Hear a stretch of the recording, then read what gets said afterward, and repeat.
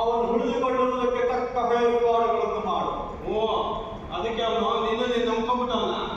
ಈಗಾಗಲೇ ಆ ದರಿದ್ರ ಎದುರು ಮನೆಯಲ್ಲಿ ಬಂದು ಬಿದ್ದವನಂತೆ.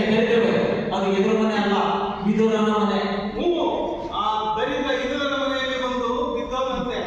ಥು ಅಸಹ್ಯ, ಥು ಅಸಹ್ಯ, ಥು ಅಸಹ್ಯ, ಥು ಅಸಹ್ಯ, ಥು ಅಸಹ್ಯ. ಅದೇನು ನಿಂತಿದೆ?